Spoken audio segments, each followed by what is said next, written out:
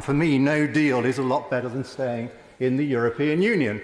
It gives us complete control over our money, and we can start spending that money on our priorities. It gives us complete control over our laws, and we can pass the laws and taxes we want. It gives us complete control over our borders, and we can have the migration policy of our choosing. It gives us complete right and freedom to negotiate a trade policy with the EU and anybody else. Of course, that depends on the goodwill of the other side as well, but I'd far rather be in that position than be part of a customs union where I have very little influence and whereas it is extremely restrictive against others. So there's an awful lot going for no deal. So the Minister and his colleagues must stick to the proposition that they only recommend a deal to this House if it is manifestly better than no deal.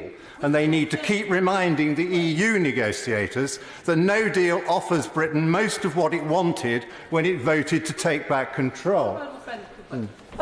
Could my right honourable friend confirm whether or not he's seen the analysis that has been conducted by the government that shows, and apparently it is excellent, a modelling that the government has done, far better than anything it did in the run-up to the EU referendum, that shows that if we were to crash out with without a deal and rely on World Trade Organisation tariffs, our projected increase in productivity and growth for our economy would be reduced by 7.7%. Do you think that's what his Remain voting constituents in the majority voted for? Of course it isn't, and it isn't true. And I've written at great length on that elsewhere. Unfortunately, with only 10 minutes, I don't have time to go into a detailed rebuttal of those proposals.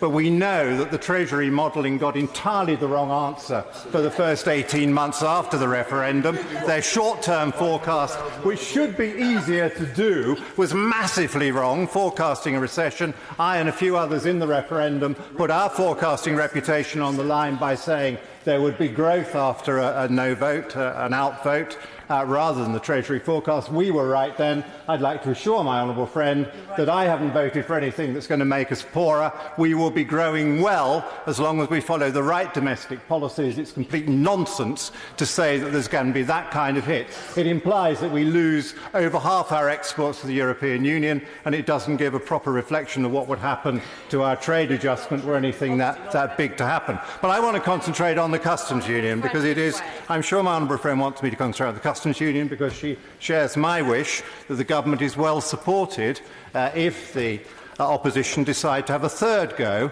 at voting through customs union or a customs union membership. I'd remind the House we have twice had very big votes in the Commons, where the Commons, by a very large majority, has voted against us staying in the or a customs union, once as an amendment on the Queen's speech and once on the EU withdrawal bill. I hear that some Labour members may have changed their minds. They want to do it again. I'm a Democrat. The opposition has its own ways of doing what they want to do.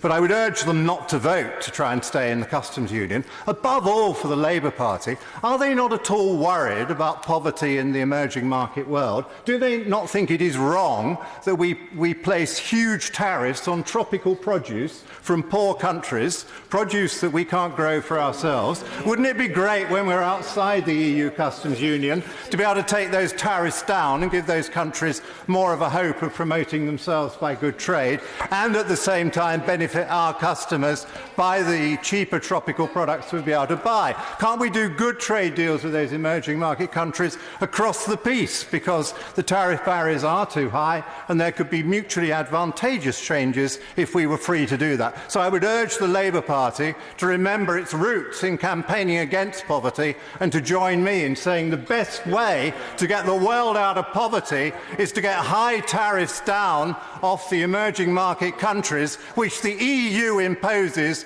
and which I certainly don't agree with. So, Madam Deputy Speaker, to the government, please make sure you remind them that no deal is better than a bad deal, and no deal allows us to take back control over all those things where he and I promised to take back control.